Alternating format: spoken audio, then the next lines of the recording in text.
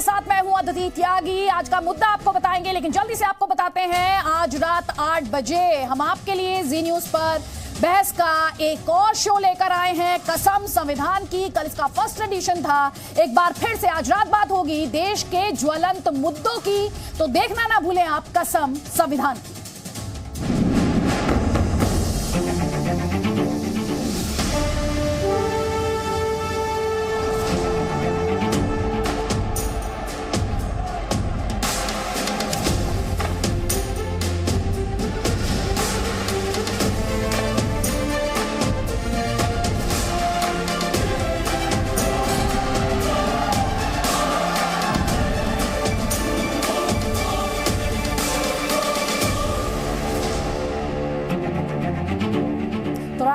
कसम संविधान की और ताल ठोक के में अभी बात करेंगे मजहब के मैथिनी शो की। जी हाँ, शो के दो अहम किरदार।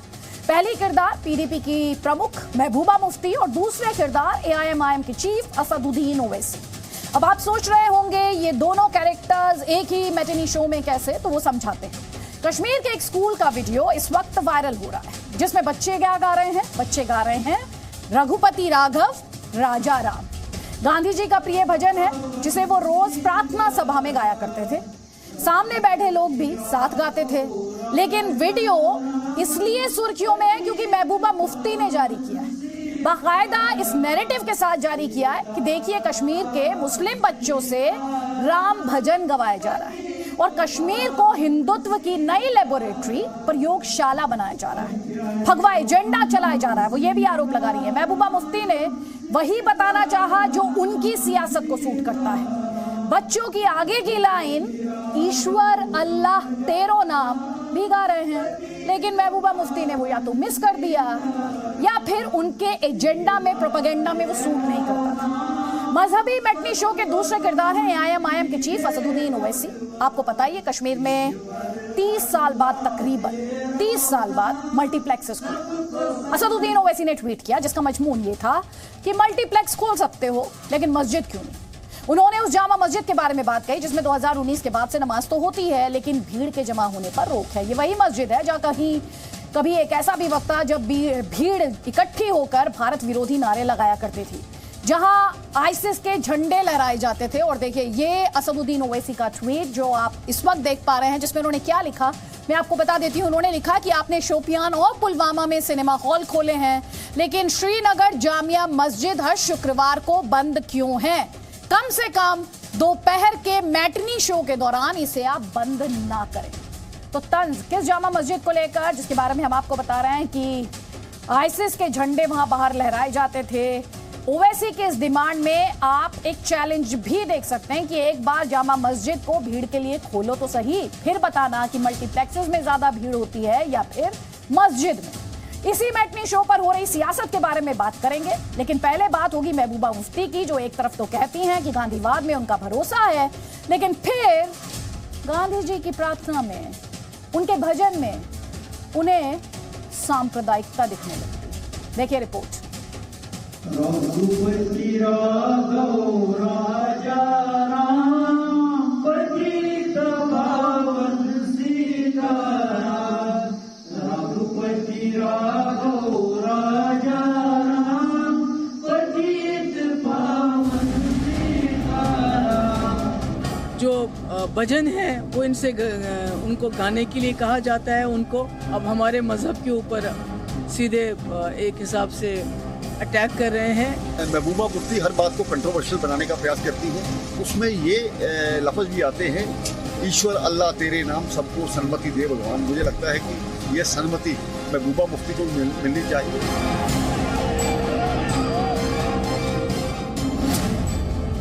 ये नहीं चलेगा। हम गांधी जी की बहुत इज्जत करते हैं और जिसका सहारा लेके इसको ये जो सरकार है, government of India, Jammu Kashmir में, बिलखुसूस कश्मीर की वादी में, वहाँ के बच्चों से जो है दूसरे मज़हब के भजन गाने के लिए उनको कहती है। प्रार्थना का हिस्सा है, वो गांधी जी करते थे। गांधी जी तो हमेशा सर्वधर्म समभाव की बात उन्होंने की है। तो गांधी जी का जो प्रार्थना सभा में जो वो गाते थे या पढ़ते थे, उसको मेरा ख्याल है स्वीकार करने में कोई हर्ज नहीं।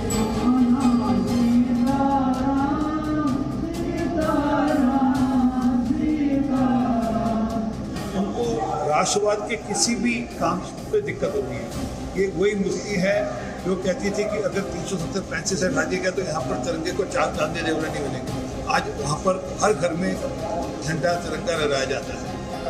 मुझे लगता है महबूबा जी को इस बारे में तब सोचना चाहिए था जब उन्होंने बीजेपी के साथ मिलकर सरकार बनाई थी। उसके दुष्परिणामों को आज पूरा देश झेल रहा है।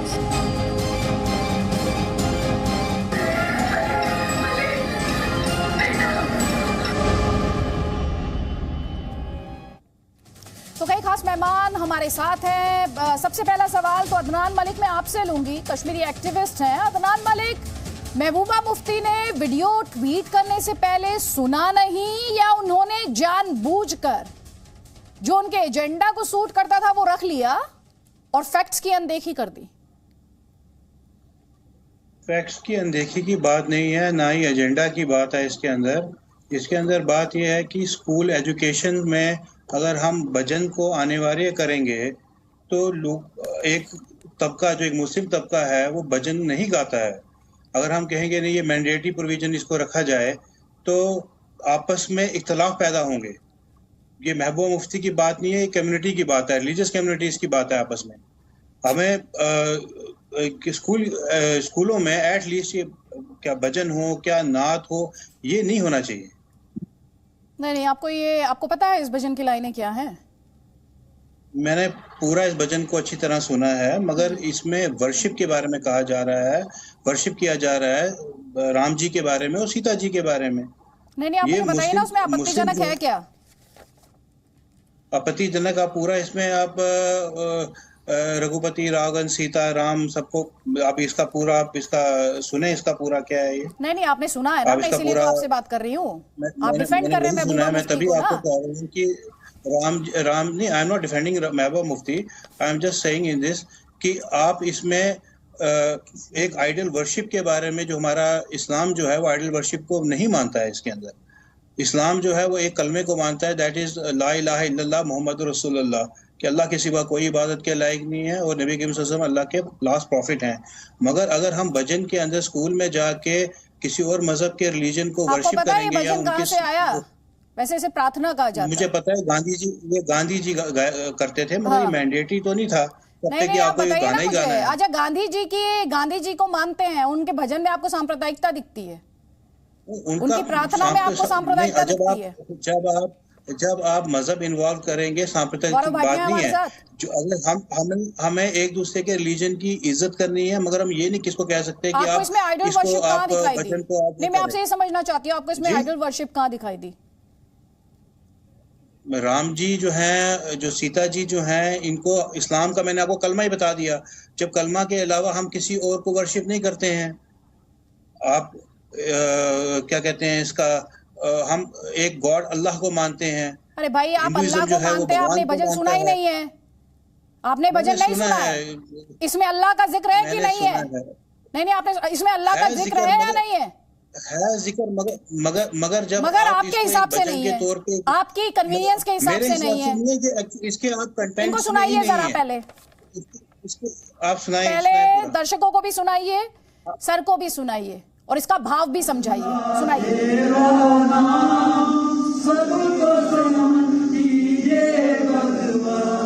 ईश्वर अल्लाह तेरो नाम सबको सनम कीजिए भगवान। रघुपति राघव राजा राम पतित पावन सीताराम। सीताराम सीताराम पतित पावन सीताराम। रघुपति राघव सन्मति दे भगवान, क्या आपत्तिजनक है इसमें? कि राम जी जो है वो जो है इनको वर्शिप हिंदू करते हैं, मुस्लिम वर्शिप नहीं करते।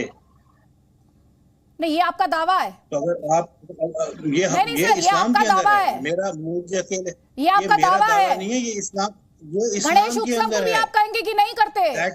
गणेश उत्सव को भी आप कहेंगे कि वर्शिप नहीं करते? कई मुस्लिम फैमिलीज को मैं जानती हूँ जो करते हैं। सर, जनरलाइजेशन आप कर रहे हैं क्योंकि आपकी पॉलिटिक्स को वो सूट करना चाहिए। कोई अपनी मर्जी से क्या करता है, किसको वर्शिप करता है, that is not a point. हाँ, आपके क्यों अपनी मर्जी से क्या करता है, क्यों पॉइंट नहीं है? इंडिविजुअल चॉइस क्यों पॉइंट नहीं है? आप स्वीपिंग जनरलाइजेशन देंगे सर? आप स्वीपिंग जनरलाइजेशन देंगे क्या? अगर कोई मुस्लिम के शर्मा, ठीक है sir, please now you are trying to defend the indefensible. पहले आप मर्यादा पुरुषोत्तम राम की बात कर रहे थे, फिर आप गए बुद्ध पूजा में, फिर आप सुन लीजिए सर, नहीं करता। नहीं, आपकी अंडरस्टैंडिंग जो है वही पूरी दुनिया की अंडरस्टैंडिंग हो और उसमें वही भाव हो तो सर दिक्कत है। एक तरफ आप गांधी को कहते हैं कि गांधी को हम मानते हैं, दूसरी तरफ आप मुझसे ये कह रहे हैं कि इसमें गांधी जिस भजन को या जिस प्रार्थना की बात करते थे उसमें सांप्रदायिकता है, यही कह रहे हैं ना आप मुझसे? आप यही कह रहे हैं, कोई बात नहीं। के शर्मा जी, ठीक है सर, जवाब ले लीजिए। के शर्मा जी प्लीज। एहतराम करते थे जी। के शर्मा जी, महबूबा मुफ्ती कह रही हैं आप इस तरह के भजन गवाकर हिंदुत्व का एजेंडा आगे बढ़ा रहे हैं। कश्मीर में आपने रिलीजियस लीडर्स को जेल में डाल रखा है, बंद कर रखा है, और भजन ये गवा रहे हैं आप। उनकी जो सूफी ट्रेडिशन है, उनकी जो रिलीजियस ट्रेडिशन है, उन पर प्रहार कर रहे हैं आप। आपका जवाब? आदिति जी, सच्चाई कुछ और है। सच्चाई तो ये है कि इस समय महबूबा मुफ्ती हो या जो वहाँ के क्षेत्रीय दल है, ये सब एक्सपोज हो चुके हैं और अब ये अपने राजनीतिक अस्तित्व की वहाँ लड़ाई लड़ रहे हैं। स्थिति ये है कि धारा 370 जब हट रहा था, यही महबूबा मुफ्ती थी जो बड़े चिल्ला चिल्ला के भाषण दे रही थी, कोई तिरंगा उठाने वाला नहीं मिलेगा, कोई ये उठाने वाला नहीं मिलेगा, कोई नारा लगाने वाला नहीं मिलेगा। अभी 15 अगस्त के दिन घर का कार्यक्रम हुआ, आपने देखा कि किस तरह कश्मीर वैली में गांव के अंदर में बच्चे, बुजुर्ग, महिलाएं, सब लोगों ने घर घर में तिरंगा फहराया और लेके तिरंगा की यात्रा लेके निकले। इनको मुंह पे कालिक पूछ चुकी है। अब इनको समझ में आ रहा है कि हम एक्सपोज हो चुके हैं, वहां पर कोई हमारा सुनने वाला नहीं है। आपको सब जान रहे हैं कि ये जो है भ्रष्टाचार में डूबे हुए परिवार है और केवल इसी के लिए भारत से मैंने हमेशा से कश्मीरियों को अलग रखने की बात करने वाले लोग हैं। तो आज इनको ये लग रहा है कि अब मुद्दा तो है नहीं, तो क्या करें? तो अब उसको वहां हिंदू मुसलमान का जो है जामा पहना के जो है ध्रुवीकरण करें। अभी मैं सुन रहा था कश्मीर एक्टिविस्ट को, मुझे बड़ा आश्चर्य हुआ। एक तरफ कह रहे हैं गांधी जी को हम मानते हैं। अरे गांधी जी के संदर्भ में कुछ आपको जानकारी भी है? जब उनकी ये प्रार्थना सभा होती थी तो वहाँ हिंदू, मुसलमान, सिख, ईसाई सब लोग इकट्ठे होते थे और सब लोग उस प्रार्थना सभा में भाग लेते थे। आप बड़े मुसलमान हो गए, आप बड़े मुसलमान हो गए। आप जो है इस देश की जो संस्कृति जो है धर्मनिरपेक्ष संस्कृति जिसको कहा, उसके ही विरुद्ध अपनी आज बात इसलिए आपको करनी पड़ रही है क्योंकि आपको पता है कि अब हमारा वहां हम एक्सपोज है, हमारा एजेंडा नहीं चलने वाला। जनता, कश्मीर की जनता ने ही आपको जवाब दिया है। कश्मीर की जनता ने ही वहां विकास के मुख्य धारा में आके आपको आइसोलेट कर दिया है राजनीतिक रूप से। तब आपको यह लग रहा है कि अब वहां क्या करें, अब हम वहां धर्म की राजनीति चालू करें, अब वहां इस तरह का एजेंडा खेलें।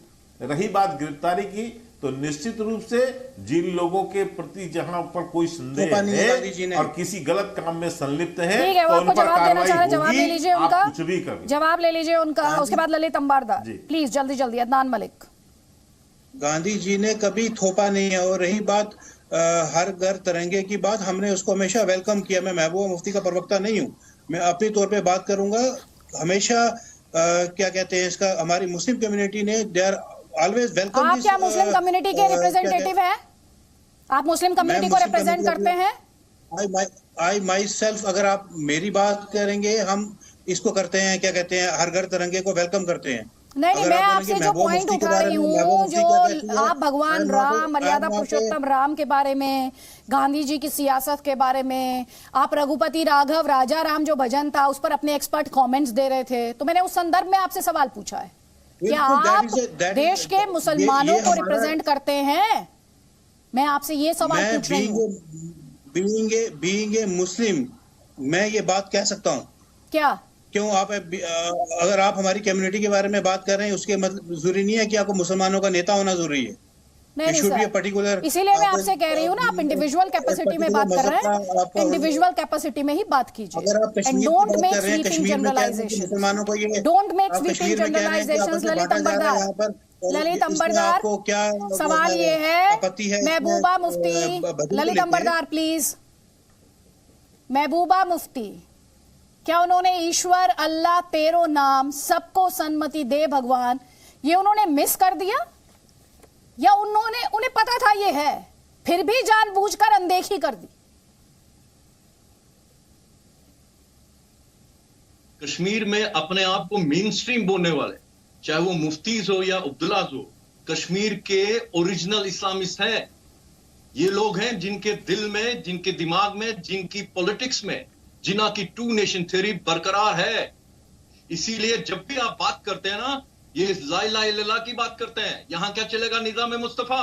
और इनको बताना चाहता हूं, महबूबा मुफ्ती जब भी मुंह खोलती है, मैं तो वेलकम करता हूं कि उन्होंने आज ये बोला, जब भी मुंह खोलती है अपना जहादी दिमाग अपने आप को एक्सपोज करती है। जो वो हमेशा पहनती है सेकुलरिज्म और डेमोक्रेसी का जो नकाब और हिजाब पहन के होती ना, तो खोल देती है अपने आप को एक बार। और ये बार बार बोलते हैं, जबकि इनका कोई हक नहीं था, कोई अधिकार नहीं था, इनकी हैसियत नहीं थी कि हमने हिंदुस्तान के साथ विलय इसलिए किया, हमने महात्मा गांधी के हिंदुस्तान के साथ विलय किया। और आज खुल गए पोल, आज खुल गए पोल, ईश्वर अल्लाह तेरो नाम सबको सम्मति दे भगवान, ये इनको एक्सेप्टेड नहीं है। क्यों? क्योंकि कश्मीर में यहां क्या चलेगा, निजाम मुस्तफा, चाहे वो जहादी हो, चाहे वो मेन स्ट्रीम जहादी हो या उग्रवादी हो जो AK-47 लेके आज भी हिंदुओं को चुन चुन के मार रहे हैं, उसके ऊपर इनकी कोई राय नहीं है। लेकिन ये बच्चों को, छोटे बच्चों को वर्गला रहे हैं, क्योंकि एक दिन आ रहा था महात्मा गांधी का कुछ शताब्दी मना रहे हैं, बच्चे दिल से कर रहे हैं, ये उनको भड़का रहे हैं। ठीक है, आप भड़काने का काम किया जा रहा है। मुजफ्फर खान एनसी का पक्ष रखने के लिए हमारे साथ है, वापस आऊंगे ललित जी। मुजफ्फर खान ये कह रहे हैं सियासी जमीन की तलाश है, बच्चों को दिक्कत नहीं है, नेताओं को दिक्कत है। बरगलाने का काम पहले भी किया, आज भी किया जा रहा है। देखें, इसमें बरगलाने वाली बात तो मैं नहीं कह सकता हूं, लेकिन एक बात जो गलत है कि अगर किसी भी इंस्टीट्यूशन में एक गवर्नमेंट आर्डर करके कोई फोर्स करे कि आप ये पढ़ोगे, तो वो सरासर गलत है। अपनी मर्जी से कोई पढ़े तो कोई हर्ज नहीं है, लेकिन ये जो आर्डर निकला है, इससे ये मैं कहूंगा गैर आईनी है। हमारा आइन इसकी इजाजत नहीं देता। As a student of constitution मैं खुद ये फील करता हूं कि कॉन्स्टिट्यूशन इसकी इजाजत बिल्कुल नहीं देता, ना वो किसी भी इंस्टीट्यूशन में कोई भी मजहबी हायम हो या तकरीब हो। तो ये एक रूटीन बन गई है, यहाँ जब कोई किसी सड़क की इनागोरेशन भी होती है तो उसमें मजहबी तकरीब बन जाती है। ये कॉन्स्टिट्यूशन परमिट नहीं करता। मजहब मेरी अपना जाती मामला है। हमारा मुल्क एक सेकुलर मुल्क है और हमारा कॉन्स्टिट्यूशन जो है आपको इसमें मजहब क्यों दिखाई दे रहा है? ये प्रार्थना है, मैं आपसे समझना चाह रही हूँ। अभी थोड़ी देर पहले अदनान मलिक भी नहीं समझा पाए, अब आप समझा दीजिए मुझे, इसमें आपको मजहब क्यों दिखाई दे रहा है? क्योंकि इसमें राम का नाम है। प्रार्थना नहीं, इसमें राम का नाम है, इसलिए आपको मजहब दिखाई दे रहा है। आप अच्छा, ये इसमें अल्लाह का नाम आता है तो दिक्कत नहीं है आपको, इसमें राम का नाम आ रहा है तो इसमें मजहब नजर आ रहा है आपको। अदिति जी, मैं जवाब देता हूं आपकी बात का। आप जो कहते हैं ना कि अल्लाह का नाम आ जाना, आपको शायद याद होगा 70s में एक केस जो था वो सुप्रीम कोर्ट तक पहुंचा था कि भाई नेशनल एंथम, केरला के एक स्कूल में नेशनल एंथम कुछ बच्चों ने नहीं गाया। उन्होंने कहा कि इसके कुछ सेंटेंसेस जो हैं वो हमारे मजहब से कॉन्फ्लिक्ट करते हैं। Jehovah was a religion, I still remember. उसमें उन्होंने कहा कि ये जोहवा के उस कंसेप्ट के साथ कॉन्फ्लिक्ट करते हैं, हम इसको नहीं गा सकते। लेकिन वो रिस्पेक्टफुली खड़े रहे, उन्होंने नहीं गाया। दे वर एक्सपेल्ड फ्रॉम द स्कूल। उस ऑर्डर के खिलाफ हाईकोर्ट ने जो था वो कहा नहीं भाई, नेशनल एंथम जो है वो सबने गाना है। But supreme court finally, constitutional bench ने कहा कि ये मर्जी है किसी की, अगर उसको नेशनल एंथम में कोई चीज अपने मजहब के खिलाफ लगती है तो आप उसको मजबूर नहीं कर सकते। अब इसमें ये मेरा अपना फेथ है, डिफरेंट लोगों का। आपसे मैं बात कर रही हूँ प्रार्थना की, आप चले गए राष्ट्रगान तक। सर प्रार्थना पर रहिए ना, प्रार्थना पर बात कीजिए। सुनिए, ध्यान से सुनिएगा सर, ध्यान से सुनिए। जो राष्ट्रगान को आपने मर्जी पर छोड़ दिया ना सर, जिस राष्ट्रगान को आपने मर्जी पर छोड़ दिया, सुनिए, ध्यान से सुनिएगा सर, ध्यान से सुनिएगा। उस राष्ट्रगान को गाने के लिए किसी को कहने की जरूरत नहीं पड़नी चाहिए। भारतीय जो है ना, भारतीय नहीं सर, मुझे बोलने दीजिए, मैंने बहुत देर आपको बोलने दिया है सर। जो भारतीय है ना वो अपने दिल से खुद ब खुद गाता है। मैं कानून की बात सर सुन लीजिए ना, कानून की बात तो आप पढ़ा रहे हैं मुझे, मैं आपको बेसिक पढ़ा रही हूँ, बेसिक बता रही हूँ। पढ़ाना तो बहुत दूर की बात है, मैं बताने की कोशिश कर रही हूँ। जो एक भारतीय है ना, जब उसका राष्ट्रगान होता है वो खुद ब खुद खड़ा होता है और उसका मन करता है उसमें अपनी आवाज मिलाने का। और गलती से अगर आप विदेश में होंगे ना, ध्यान से सुनिए सर, बात पूरी नहीं हुई मेरी अभी, क्योंकि आपने राष्ट्रगान का जिक्र किया है। अगर आप विदेश में होंगे ना और अकेले इंडियन होंगे और आपकी नेशनल एंथम की धुन बजेगी तो आप ऐसे चिल्ला चिल्ला कर गाएंगे जैसे पूरे स्टेडियम में कितना बड़ा क्राउड हो। ये सिखाना नहीं पड़ता, ये दिल से आता है सर, इसमें कानून मत पढ़ाइए। आप मुझे अभी तक ये नहीं बता पाए इतनी देर में कि इसमें क्या सांप्रदायिक है, इसमें क्या सांप्रदायिक है, आप नहीं बता पाए। बहरहाल मैं चाहूंगी इनको सुनवा दीजिए, फारूक अब्दुल्ला साहब क्या गा रहे हैं, इनको सुनवाइए, अभी सुनवाइए, इनको सुनवाइए ने।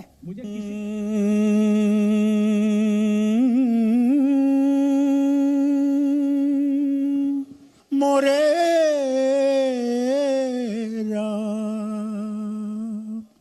मोरे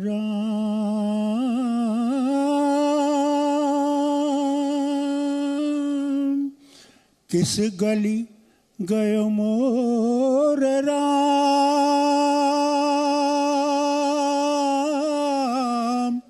किस गली गयो मोर राम, मोरांगन मोरांगन सुना सुना, किस गली गयो मोरे राम, मोरे श्याम,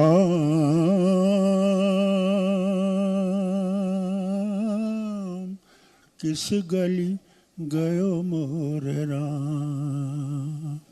सखी सखी ढूंढो ढूंढो मोरे राम,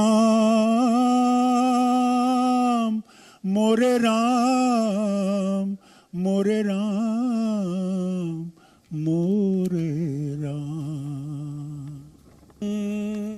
हमारे साथ नीलोफर मसूद है नेशनल कॉन्फ्रेंस से, लेकिन उससे पहले याना मीर, मैं आपका एक कमेंट चाहती हूँ।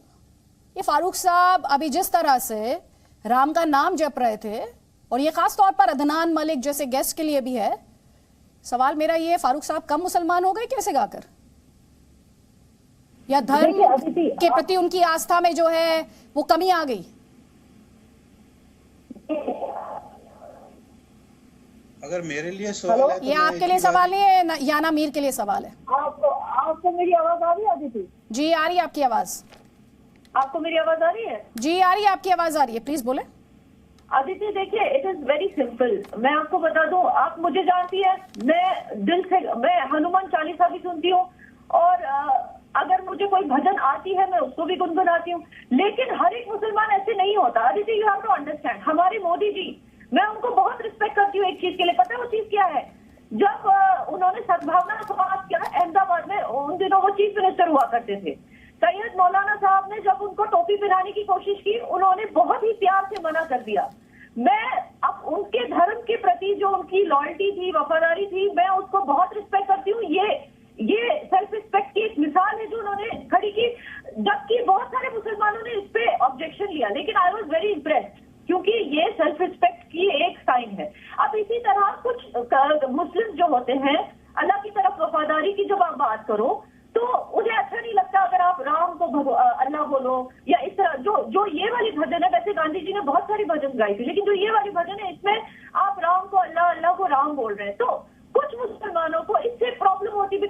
वो जो है मजहब को इस तरह से फॉलो करते हैं कि उन्हें कहीं भी डाइवर्जन नहीं चाहिए, उनको लगता है कि उनकी सेल्फ रिस्पेक्ट की बात आ रही है कि हमें क्यों इस तरह का गाना गाने के लिए मजबूर किया जा रहा है। और मैं नहीं कह रही कि इसमें कोई बीजेपी का हाथ है या कुछ, क्योंकि मुझे नहीं लगता कोई पॉलिटिकल पार्टी यहाँ पे इंटरफेयर करेगी कि कौन सी, कि अब जाहिर सी बात है गांधी जयंती आ रही है, उसकी तैयारियां चल रही है, कौन सी स्कूल गांधी जी का कौन सा भजन उठाकर अपने बच्चों से नहीं, लेकिन महबूबा मुफ्ती जब ट्वीट कर रही हैं और वो ये कहती हैं कि हिंदुत्व का एजेंडा बढ़ाया जा रहा है, गवर्नमेंट ऑफ इंडिया जो है वो हिंदुत्व का एजेंडा आगे बढ़ा रही है, उस पर आप क्या कहेंगी? इसमें गवर्नमेंट ऑफ इंडिया कहाँ से आई भाई? ये एक एक स्कूल खुद चूज करती है कि वो अपने बच्चों से गांधी जी का कौन सा गीत गवाएंगे, वो कौन सा गीत प्रैक्टिस करेंगे और कौन सा गीत गांधी जयंती में गाएंगे ऑन द स्टेज। कुछ मुसलमानों का दिल क्यों दुखा है इसको लेके, वो मैं आपको समझा रही हूँ। क्योंकि अगर स्कूलों ने इस तरह की चीजों को ध्यान में नहीं रखा, आई अप्रिशिएट कि school was trying to be secular, लेकिन कुछ बच्चे हैं उनके माँ बाप को शायद इन चीजों को ठेस पहुंचेगी, मैं वो आपको समझाने की कोशिश कर रही हूँ। लेकिन मैं क्लियरली बोल दूं कि मुझे नहीं लगता कि गवर्नमेंट का इसमें कोई हाथ है कि स्कूल कौन सा पोएम, कौन सा नज़म अपने बच्चों से करवाना चाहती है, ये एंटायरली स्कूल की मैनेजमेंट के ऊपर होता है और उनके ऊपर किसी की फोर्स, जहां तक मुझे पता है। ठीक है, इंकलाब फारूकी पीडीपी से हमारे साथ हैं। मेरा पहला सवाल इंकलाब फारूकी आपसे ये है, महबूबा मुफ्ती ने सुना नहीं था कि पूरा भजन वीडियो पोस्ट करने से पहले? बिल्कुल सुना होगा और उसके बाद ही उन्होंने शेयर किया होगा और हमने भी बड़े अच्छे तरीके से सुना है। मैंने अभी याना मीर को भी बड़े अच्छे से सुना है और उन्होंने एक बात तो बिल्कुल क्लियर कह दी है कि हमारे मुल्क के जो प्राइम मिनिस्टर हैं उनको मुसलमानों की जो टोपी है वो पहनने में तकलीफ होती है, लेकिन मुसलमानों को वो स्कूलों में, मदरसों में राम के भजन, सीता के भजन जो है वो जबरदस्ती वहां पर लागू करवाएंगे कि ये आपको गाने ही होंगे। तो मुझे लगता है कि महबूबा मुफ्ती साहिबा ने कोई भी गलत नहीं काम किया है। उन्होंने जो भी ट्वीट किया है बिल्कुल सही दुरुस्त किया है। अगर आपको हमारी मुझे बताइए उस प्रार्थना में सांप्रदायिक क्या है? एक सेकंड इंकलाब फारूकी, आपके हिसाब से ठीक किया है ना, जरा मुझे बताइए उसमें सांप्रदायिक क्या है? हम नमाज पढ़ते हैं, आप हमें नमाज पढ़ने से रोकते हैं। आप हमें नमाज पे चले गए? अरे पहले प्रार्थना पर तो रहिए, प्रार्थना पर तो रहिए। छोटे छोटे बच्चे मन से गा रहे हैं और आप बच्चों को पढ़ा रहे हैं, आप बच्चों को ये पढ़ा रहे हैं किसी मजहबी रंग से देखना इस प्रार्थना को, ये बता रहे हैं आप? बिल्कुल देखिए, मैं आपको बताना चाहता हूँ कि हम मुसलमान हैं। देखिए हमारा अपना मजहब है, हमारा अपना तरीका है कि हम किस तरीके से। तो अभी मैंने फारूक साहब क्या गा रहे थे सुना था आपने? अभी फारूक साहब अभी क्या गुनगुना रहे थे वो सुना था? फारूक इंकलाब जबरदस्ती तो नहीं की ना। देखिए अगर सुन लीजिए, साहब किसी फंक्शन में बैठे हैं, वहाँ पे उन्होंने कोई भजन बोला है, लेकिन उनके साथ जबरदस्ती नहीं, तो वो कम मुसलमान हो गए आपके हिसाब से? मैं क्या पूछ रही हूँ, फारूक इंकलाबी कम मुसलमान हो गए वो? पहले सवाल का जवाब दीजिए ना मुझे। हम मुसलमान हैं जी मोरे, ये कम मुसलमान हो गए क्या? देखिए बिल्कुल नहीं हुए, कम नहीं हुए। ये मैं यही तो कहता हूँ कि अगर कोई मुसलमान कहीं पे भजन अपनी से गा रहा है, अपनी मर्जी से बोल रहा है, तो कोई कम मुसलमान नहीं हुआ। लेकिन आप जबरदस्ती जब हमें कहेंगे आपको राम के, अच्छा आपको बेसिकली इस बात से दिक्कत है, आपको जब आपकी सियासत को वो सूट नहीं करता तो आप उसमें मुद्दा तलाशते हैं। कुल मिलाकर ये बात है। मैं नीलोफर मसूद से पूछती हूँ, नीलोफर मसूद, फारूक साहब बहुत मन से ये धुन गुनगुना रहे हैं, तो वो कम मुसलमान हो गए क्या? देखिए कम मुसलमान तो नहीं हो गए, लेकिन यहाँ मुद्दा बिल्कुल अलग है। आप दो चीजों को ना जोड़िए तो अच्छा होगा। यहाँ पर ये मुद्दा है, आप देख लीजिए जो आपने धुन चुनी हुई है, जो आपने भजन चुना हुआ है, वो कोई गांधी जी का खुद से लिखा नहीं है, बल्कि ये रामायण से लिया गया है। मैं जब छोटी थी मैं भी रामायण देखती थी, मैं भी महाभारत देखती थी। अरे ललित जी रुक जाइए, अभी आप बोल रहे थे ला इलाहा इल्लल्लाह मुहम्मद रसूलुल्लाह, आपको पता है उसका मीनिंग क्या है? बच्चों को ईश्वर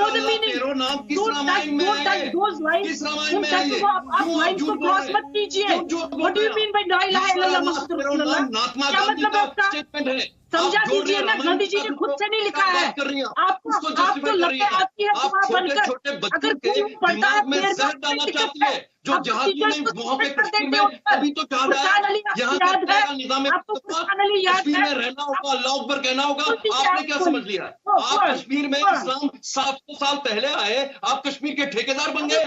कश्मीर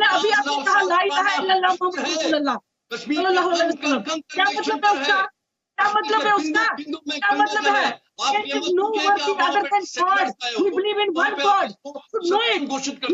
आपकी चलेगी छोटे बच्चे हिंदुस्तान कहाँ गई वो हिपोक्रेसी? महात्मा गांधी का भजन है ये, महात्मा गांधी की दुआ है ये। आपको समझ में भजन मत बोलिए, आती है दुआ बनकर क्या कुछ चुका है, क्योंकि वो जिहाद की वजह से हिंदुस्तान के अंदर ये गाते थे दिल्ली के बिरला मंदिर में, ये गाते थे कि ईश्वर अल्लाह तेरा नाम, आपके लोगों की जहनियत को ठंडा करने के लिए आप महात्मा गांधी पे उंगली उठा रहे हो। अरे रोज तो बोलते हो कि महात्मा गांधी को हिंदुस्तान में चाहिए, अब है ना महात्मा गांधी को हिंदुस्तान, अब क्या तकलीफ हो रही है? क्यों बच्चों को बोले एक दिन के लिए एक दिन के लिए, और हम रुक जाइए, एक सेकंड रुक जाइए। नीलोफर मसूद जी, आपने बहुत रामायण महाभारत पढ़ी है ना मैम? सुनिए तो, अरे मैडम सुनिए, आपने रामायण महाभारत पढ़ी है ना मैम? एक सेकंड रुकिए, Lalit Ambardar please please, audios down. ऐसे डिबेट नहीं करूंगी मैं, बिल्कुल नहीं करूंगी ऐसे डिबेट। नीलोफर मसूद, अब मेरा सवाल सुनिए। नीलोफर मसूद, उसका क्या मतलब है? आपको समझ आनी चाहिए। आप बस ऐसे मीडिया पर हमें चढ़ाने के लिए हमारे मजहब को बदनाम कर रहे हैं यहाँ पर। नीलोफर मसूद, आपके मजहब को कोई बदनाम नहीं कर रहा है। एक तो आप शांति से रहिए, आराम से बात कीजिए। नहीं, सुनिए मेरी बात ध्यान से, आपसे सवाल पूछ रही हूँ। आपने रामायण महाभारत पढ़ी है ना? आपने रामायण महाभारत पढ़ी है? पढ़ी है ना? आपने क्लेम किया अभी। जुमला नहीं है, कोई जुमला। नीलोफर मसूद, आपने रामायण महाभारत पढ़ी है, अभी आपने क्लेम किया, पढ़ी है ना? मैं यही आपसे, Aditi ji, hello, am I audible? जी आप ऑडिबल है मैडम, मुझे भी सुन लीजिए। Am I audible to you? Yes, you are audible to me. ठीक है ma'am, thank you so much, I am so grateful to the technology. अच्छा सुनिए मैम, आपने रामायण महाभारत पढ़ी है ना? मैंने पढ़ने की बात नहीं की, मैंने बोला जब मैं छोटी थी रामायण और महाभारत टीवी पर आता था, हम सारे फैमिली के बैठते थे और देखते थे, क्योंकि वो तो आपने ये रामायण में सुना, महाभारत में सुना, किस में सुना? रामायण में सुना है। आप मुझे बताएंगे आपने क्या सुना था? रामायण में अल्लाह का जिक्र था। अरे आप मेरी बात तो सुन लीजिए ना। मैं आपकी बात सुन रही हूँ, मैं तथ्यों पे बात कर रही हूँ, धर्म के आधार पर बात नहीं कर रही हूँ। मैं हर रिलीजन को रिस्पेक्ट करती हूँ, ध्यान से सुनिएगा, क्योंकि आप जिस भजन की बात कर रही हैं, अगर आप उस भजन को जानती और समझती नहीं और आप उस पर डिबेट कर रही है और ये आरोप लग रहा है कि इसमें सांप्रदायिकता है, तो मैं आपसे सवाल पूछूंगी मैम। तो मैं आपसे जानना चाहती हूँ, जो वर्जन आपने सुना था, नीलोफर मसूद जी, मेरे साथ बोलने से कुछ होगा नहीं, क्योंकि मैं सवाल भूलूंगी नहीं, मैं सवाल पर कायम रहूंगी। तो बेहतर होगा आप सवाल सुने और सवाल का जवाब दें। अगर आपको सवाल का जवाब देने में दिक्कत है तो आप मुझसे वक्त मांग सकती है, मैं दूसरे गेस्ट को इस बीच उनका कॉमेंट ले लूंगी। ध्यान से सुनिए, सवाल यह है, जो आपने ओरिजिनल संस्करण सुना, उसमें अल्लाह का जिक्र था क्या? आपने सुना है ना? तो उसमें अल्लाह का जिक्र था, और वो जो प्रार्थना है उससे जुड़ी हुई इंफॉर्मेशन स्क्रीन पर लेकर आइए प्लीज। पहले आप स्टेंजा पढ़ लीजिए ना। अरे मैम, आपने तो सब पढ़ा है ना, आप बताइए मुझे उसमें अल्लाह का जिक्र कहाँ है, मुझे ये बताइए। पहले आप मुझे वो 2 लाइनें बता दीजिए जो आपने ओरिजिनल संस्करण में सुनी थी और उनमें अल्लाह का जिक्र था। मैं आपसे ये पूछ रही हूँ। Lord Rama and his wife Sita. अच्छा, तो why from where did this line come? ईश्वर अल्लाह तेरो नाम सबको सन्मति दे भगवान, ये कहाँ था? आप बताइए ना मुझे, कहाँ था ये? इसका stanza, what does that mean? अरे अब आप मुझे मीनिंग समझाने पर चली गई। मैम, एक इंफॉर्मेशन है आपके लिए, बहुत इंपॉर्टेंट रहेगा, सुन लीजिए ध्यान से। महात्मा गांधी ने क्या बदलाव किए वो आपको पता होना चाहिए। जब आप एक तरफ गांधीवादी होने का दम भरते हैं और महात्मा गांधी ने क्या किया, उनकी फिलॉसफी, उन्होंने जो बदलाव किए, उन्होंने कैसे। मैम आप ही बोल लीजिए फिर, आपको जब जवाब ही नहीं देना, आपको सिर्फ पॉलिटिक्स करनी है तो फिर ठीक है, आप मुझसे तो तथ्यों पर बात कीजिए और इन्फॉर्मेशन मैं चला रही हूं। उम्मीद है आप ये इन्फॉर्मेशन पढ़ लेंगी, कोई बात नहीं, आप ये इन्फॉर्मेशन पढ़ लेंगी, मुझे इस बात की पूरी उम्मीद है। लेकिन के शर्मा, आपसे सवाल ये है कि उनको हिंदू आइडियोलॉजी आगे नहीं चलानी, हिंदू कल्चर आगे नहीं चलाना, क्या वो डिनाई करेंगे इससे? यहाँ बीजेपी के भी लोग बैठे हुए हैं। मैं आपसे सवाल पूछ रही हूँ, मैं उनसे आप सवाल तो सुनेंगे। आपसे जो सवाल था उसका जवाब तो आप दे नहीं पाई। आपका क्लेम स्टार्ट हुआ, मैंने बचपन से मैंने पढ़ा है, फिर आपने देखा था, फिर आपको ओरिजिनल संस्करण नहीं पता। थोड़ा सा पढ़ लीजिए, इस दौरान थोड़ा सा पढ़ लीजिए, पॉलिटिकल आर्ग्यूमेंट आप बेहतर तरीके से रख पाएंगी। वैसे तो आप इस पर क्या आर्ग्यूमेंट रखेंगे, जब फारूक साहब इतने मन से रामधुन गुनगुना रहे हैं, तो आप उसके बाद क्या लाइन ऑफ आर्ग्यूमेंट लेंगी मुझे नहीं पता। लेकिन के शर्मा जी, जो पॉलिटिकल आरोप हैं वो आरोप ये हैं, आपने हिंदुत्व की प्रयोगशाला बना दिया है कश्मीर को, उस पर आपका जवाब। आदित्य जी, मैंने पहले ही कहा ये हिंदू और मुसलमान का ये इशू ही नहीं है। ये इशू सीधा जो है, मैंने एक इसके यदि बैक पर जाएं और इसकी पूरी यदि जानकारी ले, तो एक गांधी जी की जयंती के अवसर पर कार्यक्रम तय है। इसमें एक कार्यक्रम नहीं है, मैंने 20 कार्यक्रम है, स्वच्छता अभियान है, अभियान है, तमाम तरह के इसमें कार्यक्रम तय है। इनका दिमाग उस पर क्यों गया? उसमें स्पेसिफिक लाइन भी नहीं है कि ये भजन करना है, लेकिन फिर भी चलिए, कोई गांधी जी के प्रार्थना भजन की बात ही नहीं थी, प्रार्थना की बात थी कि कोई प्रार्थना उसमें है। अब जो जिसने तय किया हुआ अलग बात है, लेकिन इसको हिंदू मुसलमान से के नजरों से हम देखना नहीं चाहते, लेकिन ये इसको हिंदू मुसलमान बनाना चाहते हैं। मैंने इसीलिए पहले ही कहा, नहीं सुनिए, आप पर आरोप तो लग रहा है ना, आप क्या करें? मैं यही तो कारण आपको आदित्य जी, मैं यही तो बताना चाह रहा हूं कि आरोप क्यों लग रहे हैं, क्योंकि जम्मू कश्मीर की जनता ने, ये एनसी हो या पीडीपी हो, इनको पूरी तरह से एक्सपोज कर दिया है। ये पिछले धारा 370 हटने के बाद इन्होंने जितना भी वहां भड़काने की कोशिश किया कश्मीर की जनता को, कश्मीर की जनता ने इनके मुंह पे थप्पड़ मारा है, इनको बेनकाब किया है। इनकी एक बात कश्मीर की जनता नहीं सुनी, बल्कि वो विकास की धारा पर कंधे से कंधा मिलाकर आगे बढ़ रहे हैं। आज गांव-गांव में डेवलपमेंट का इशू है, इनको ये लग रहा है। नीलोफर मसूद, ठीक है, जवाब लीजिए, आपका जो क्लेम है, इसलिए इनको प्रोपेगेंडा आप चला रही है, आपकी पार्टियां नहीं करेंगे तो हम, ठीक है सर, जवाब इसके अलावा कुछ नहीं है। ठीक है सर। फारूक इंकलाबी, देखिए, भारतीय जनता पार्टी की जो सियासत है वो सियासत ही हिंदू मुसलमान की सियासत है। अगर इस मुल्क में मुसलमान ना होते तो भारतीय जनता पार्टी को एक सीट भी ना मिलती और भारतीय जनता पार्टी कभी भी मरकज में इक्तदार में ना होती। जो ही इलेक्शन नजदीक आते हैं, इनको मदरसे याद आ जाते हैं, इनको इस किस्म के भजन स्कूलों में याद आ जाते हैं, इनको हमारी मस्जिदें याद आ जाती हैं। 4 साल तक इनको कुछ भी याद नहीं आता है। अभी ये बात करते हैं कि जम्मू कश्मीर में पीडीपी नेशनल कॉन्फ्रेंस के साथ लोग नहीं हैं, लोग उनकी बात नहीं सुन पा रहे हैं, तो इसका आपको जवाब लोग इलेक्शन में देंगे। आप इलेक्शन नहीं करवा पा रहे भारतीय जनता पार्टी के लोग, आप इलेक्शन करवाएं ना जम्मू कश्मीर में, आपको पता चलेगा कि आपको कितने उठाने वाला नहीं मिलेगा। आप तो कह रहे थे कोई झंडा उठाने वाला नहीं मिलेगा, अभी तिरंगा यात्रा में देखा तो जम्मू कश्मीर की जनता ने जवाब दिया आपको, घर घर लोगों ने झंडे फहराए आपके मुंह में। आपकी नेता कहती थी ना, आपकी नेता कहती थी खून की नदियां बहेंगी, आपकी नेता कहती थी तिरंगा नहीं फहरा पाएंगे लोग।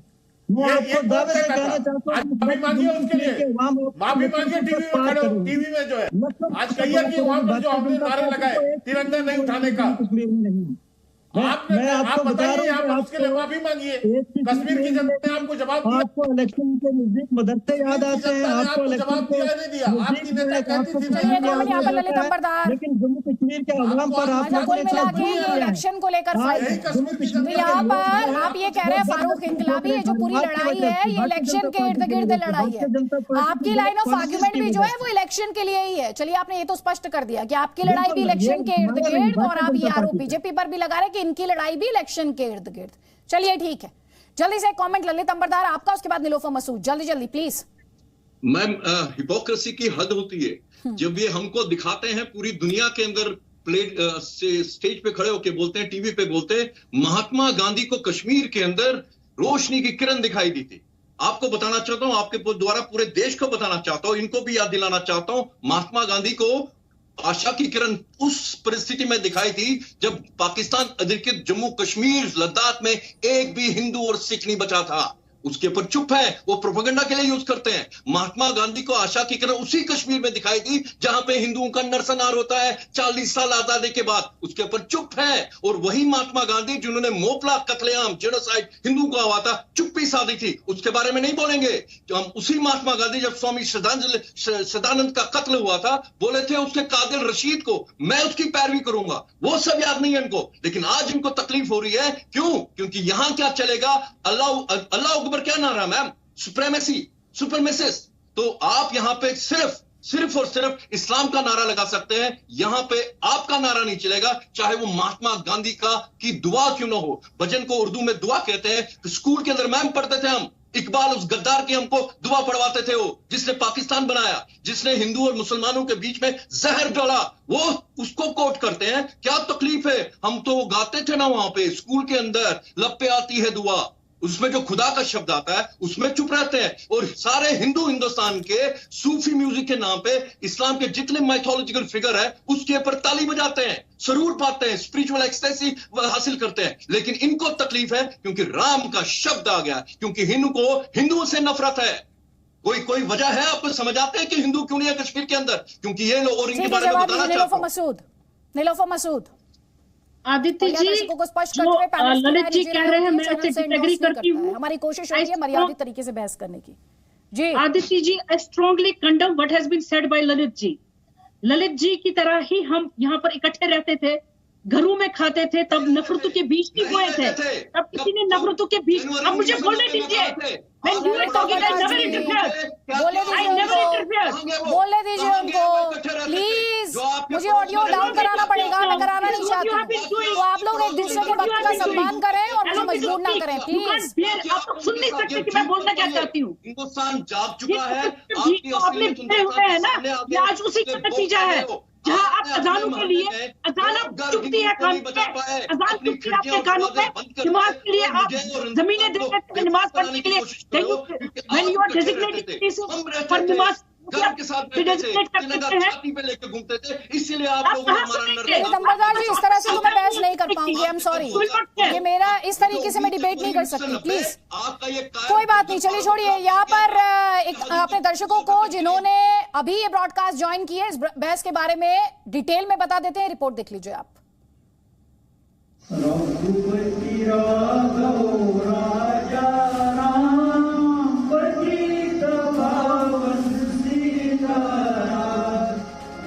कश्मीर के सरकारी स्कूल में गाया जा रहा भजन सियासत का बड़ा मुद्दा बन गया है। राष्ट्रपिता महात्मा गांधी के हृदय के सबसे करीब रही रघुपति राघव राजा राम सर्वधर्म प्रार्थना पर पीडीपी की मुखिया महबूबा मुफ्ती को आपत्ति है। आरोप है कि जानबूझकर मुस्लिम बच्चों को हिंदू भजन गाने जा रहा है, उन पर दबाव बनाया जा रहा है।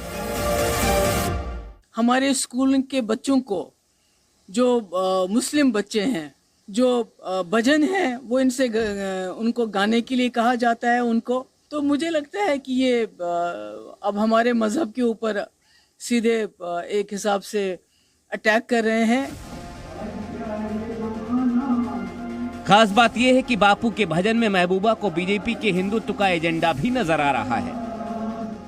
लगता है कि जो बीजेपी का जो हिंदुत्व का एजेंडा है, जो इनका रैपिड हिंदुत्व है, उसको भी जम्मू कश्मीर में ही लेबोरेटरी बना के ये इसको जो है इसको आजमाना चाहते हैं।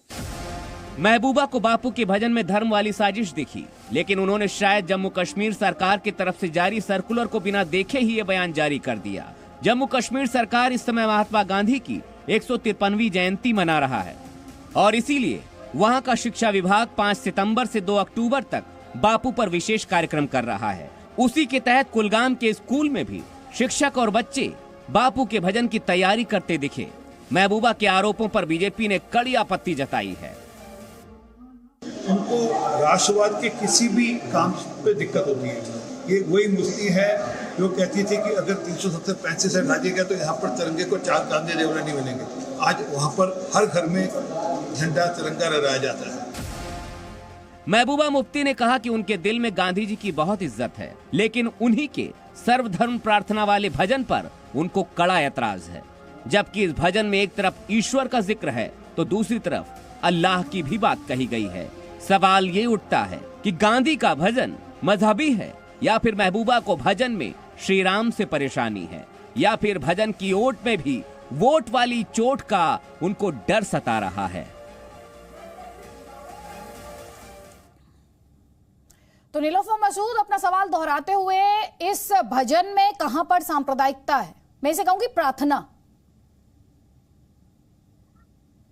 आदित्य जी, मुझे 30 सेकंड्स दे दीजिए एंड आई एक्सपेक्ट कि कोई मुझे बीच में नहीं टोकेगा। राइट विंग आरएसएस जो है, उनका गान 542 स्कूलों में 2015 में कहा गया कि आप वहां वो आरएसएस बैकर जो सॉन्ग है जो गाते हैं आप वहां गाइए, ठीक है। वो चलाया जिसमें मुस्लिम स्कूल्स थे, उनको भी आपत्तियां थी। ये अगर मुझे यहाँ का आज बीजेपी वाला कोई जो रिप्रेजेंटेटिव बैठा हुआ है, बीजेपी के एजेंडे में ये ऑलरेडी है, इंपोज करना है यहाँ पर हिंदू आइडियोलॉजी और कल्चर। अगर ये ओपनली एग्री करते हैं कि हाँ ये हिंदुत्व के जो कार्ड को है आगे चला रहे हैं, बापू की आड़ में ये कोई बापू का अपना लिखा हुआ कोई भजन नहीं है, ना उनका गान कोई उनका अपना है। आपत्ति हमें इससे है, न हमें लॉर्ड राम से आपत्ति है, न हमें सीता माँ से आपत्ति है। आपत्ति हमें इससे है, इन लोगों को अजानें चुभती हैं, इन लोगों को वो जगह है जहां पर 10 लोग जमा हो जाते हैं नमाज पढ़ने के लिए, वो चुभता है, उनको एफआईआर दिया जाता है। इन लोगों को आज अल्लामा इकबाल जो सारे जहां से अच्छा हिंदुस्तान हमारा कहता है, लिखा है, और हम बोलते हैं हिंदू है, हम हिंदुस्तानी है, उसमें लिखा हुआ है, एग्री करते हैं, पढ़ते हैं हम, लेकिन बदकिस्मती से आज उसको ये गद्दार बोलते हैं। कोई लपे आती है दुआ बनकर, ये कहता है, और उस टीचर को, फुरकान अली को आप सस्पेंड कर देते हैं, क्यों? मुझे बता दीजिए। एक साइड से जम्मू कश्मीर में स्कॉलर्स को आप फिर से पीएसए लगा रहे हैं, हमारी नमाजें जो हम जामिया मस्जिद में पढ़ते हैं वहां पर ताले लगा रहे हैं, जुम्मा की नमाज नहीं होने देते। यहाँ पर मौलवी उमर फारूक साहब कितने सालों से वो बंद है, उनकी लिबर्टीज आपको नजर नहीं आती। इस तरीके से जब आपने नफरतों के बीज बोए हुए हैं, उसमें आप ये एक रामायण से लिया गया जिसकी बेस रामायण है, लक्ष्मी आनंद आचार्य जी ने शायद लिखा हुआ है ये 17th सेंचुरी में, तो it is all praises for Lord Ram and Sita. क्या आप इसे डिनाई करते हैं? अच्छा मैम, एक सेकंड के लिए आप सुनिए मेरी बात, मैंने आपको बहुत अनइंटरप्टेड बोलने दिया। आपने एक के बाद एक ऐसे कम्युनिटी को पोजीशन करने की कोशिश की और प्रोजेक्ट करने की कोशिश की, जाने कितना अत्याचार और ज्यादती हो रही है।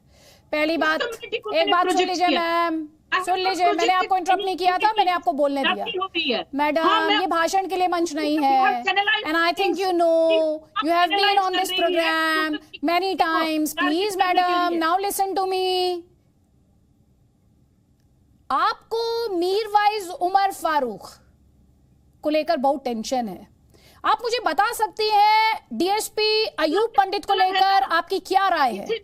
ना आप सुनिए, मेरे सवाल सुनिएगा, बीजेपी से लीजिएगा पॉलिटिकल सवाल। मैं आपसे पूछ रही हूं कुछ फैक्ट बेस्ड सवाल।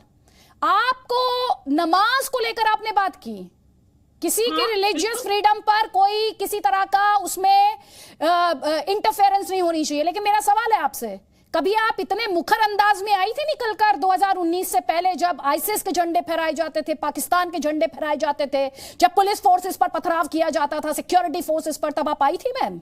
मैडम वो किसका एजेंडा और प्रोपेगेंडा था? कर रही है आप आरएसएस। अरे मैडम, आपसे काउंटर क्वेश्चन करना किसी का बचाव नहीं होता है। ये इससे आगे बढ़ जाइए, आप इससे आगे बढ़िए कि आपसे काउंटर क्वेश्चन करना किसी का बचाव नहीं कहलाता। आपने मीरवाइज उमर फारूक का जिक्र किया, कहाँ बैठता है मीरवाइज उमर फारूक? कहाँ? आप जवाब दीजिए ना मुझे। डीएसपी अयूब पंडित पर आपने नहीं बोले एक सेंटेंस, अभी तक एक सेंटेंस नहीं सुना मैंने, एक सेंटेंस नहीं सुना। और सांप्रदायिकता और एक्सट्रीमिज्म मैम आपको तब नहीं दिखा था जब पंडितों का पलायन हुआ लाखों की संख्या में? वो क्या था? क्या पलायन? वो सेक्युलर था, वो धर्मनिरपेक्षता थी, उनकी रिलीजियस राइट्स नहीं थे। और रिलीजियस राइट्स क्या उनके इंडिविजुअल राइट्स नहीं थे जिनकी गारंटी कॉन्स्टिट्यूशन देता है? वो नहीं थे।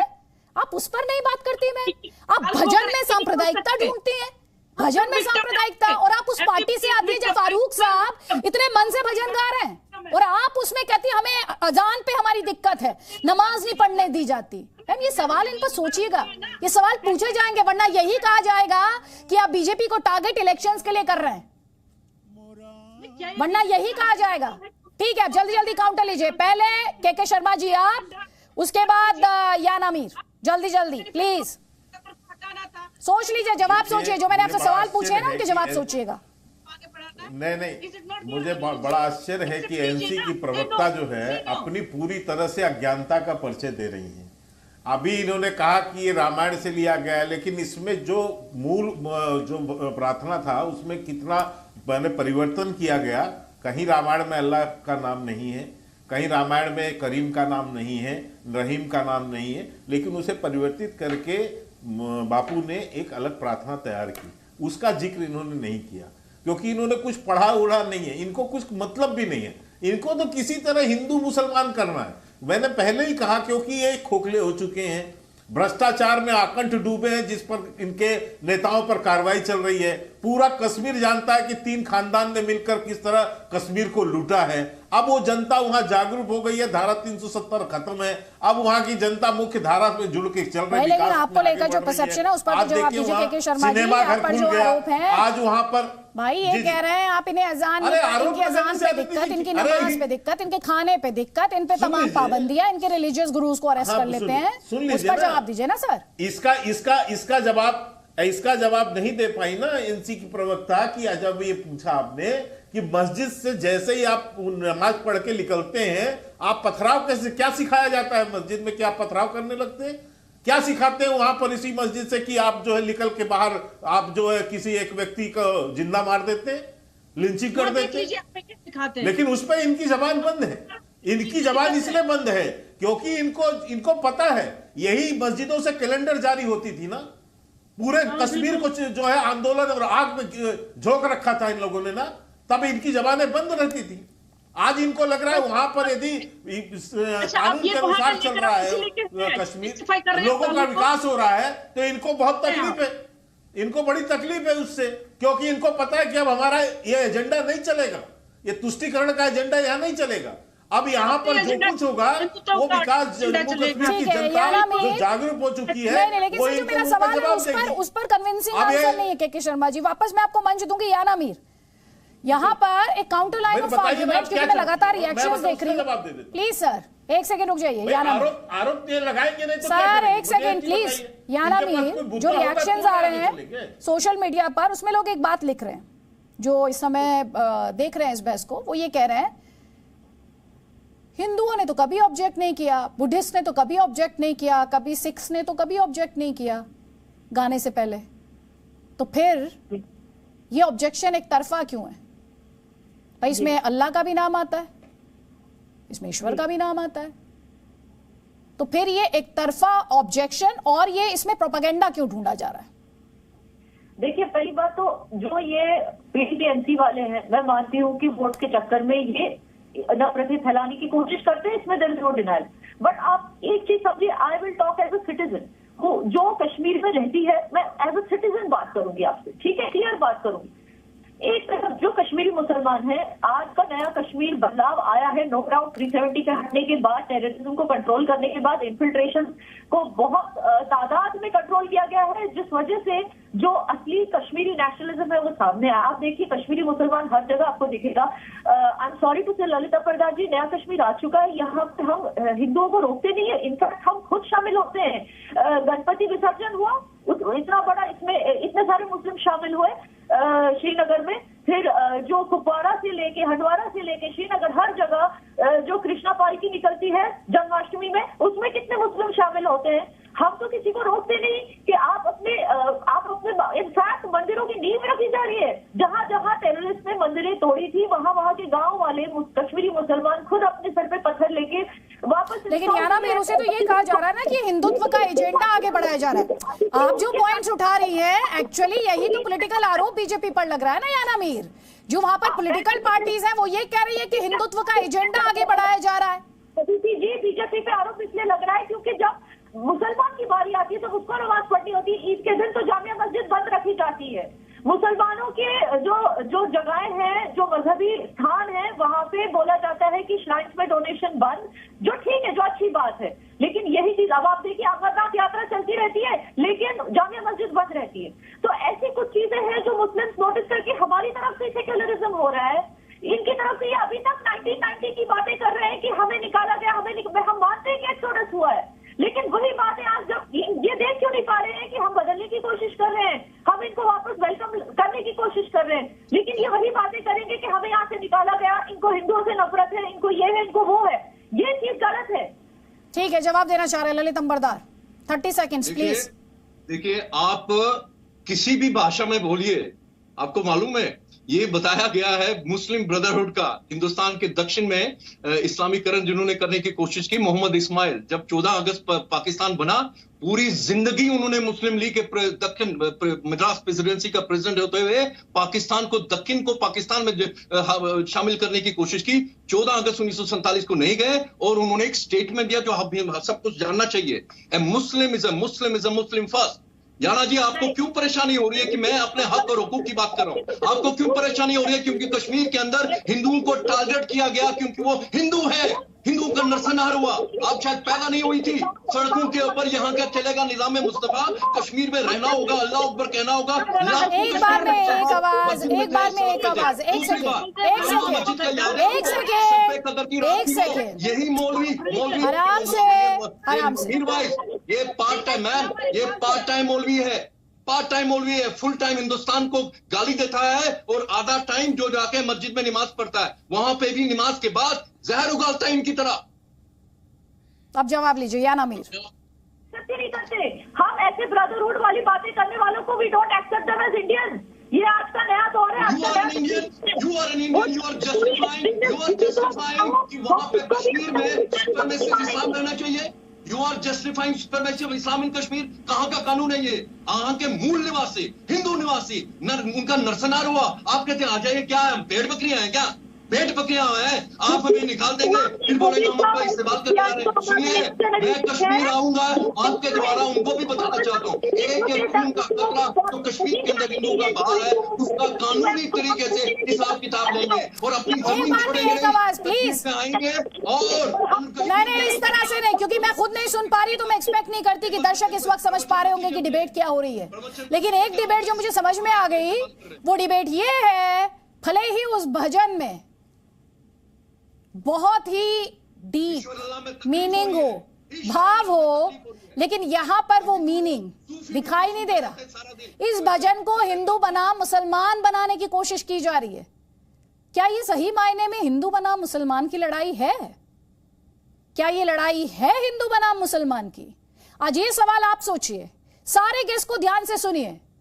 हर कोई एक कम्युनिटी की बात कर रहा है, क्या कोई देश की बात कर रहा है? किसी ने कहा कि हिंदुस्तान का सवाल है, भारत का सवाल है? क्यों नहीं आवाज सुनाई दे रही है ऐसी? ये किस तरह की सियासत है के शर्मा जी? नहीं, इसमें क्या सियासत है आदित्य जी? बापू का यानी जन्मदिन मनाना, राष्ट्रपिता बापू का जो है जन्मदिन मनाना, उनकी शताब्दी मनाना, इसमें और देश में जो है राष्ट्रवाद की बातें करना, इसमें क्या राजनीति? यदि इस कार्यक्रम के तहत उनके विचारों को, उनके भावों को, उनके प्रार्थनाओं को, उनके जो उनके संदेश थे स्वच्छता से अभियान से लेकर तमाम चीजें, सर जिसे आप राष्ट्रवाद कह रहे हैं, जिसे आप राष्ट्रवाद कह रहे हैं, वो उसे हिंदुत्व कह रहे हैं।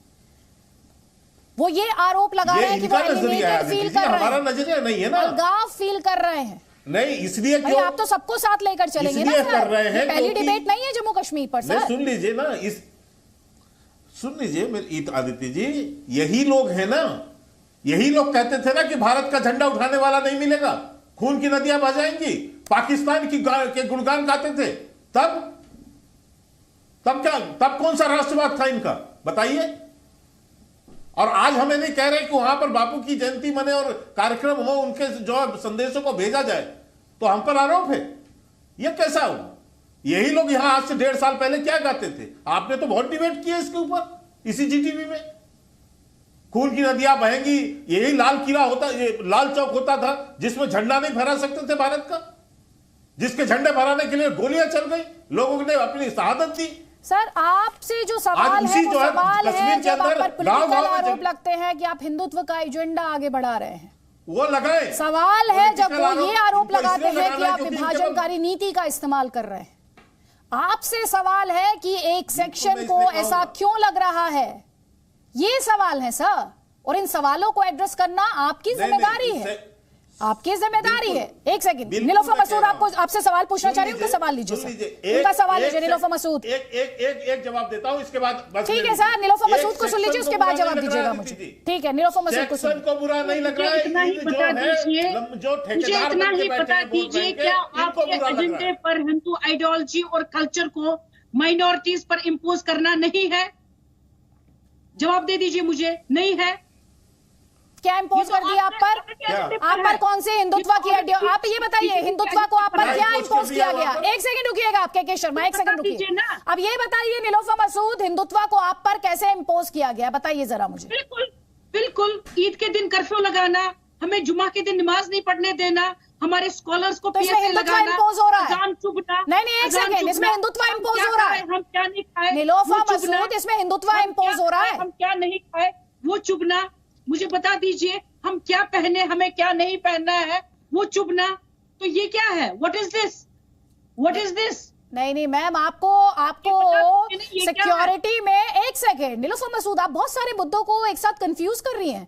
या तो आप खुद कंफ्यूज हो चुकी हैं या आप कंफ्यूज करना चाह रही हैं। ना ma'am, security, law and order और एक रिलीजियस आइडियोलॉजी या डॉक्ट्रिन को थोपा जाना, दोनों में अंतर होता है मैम।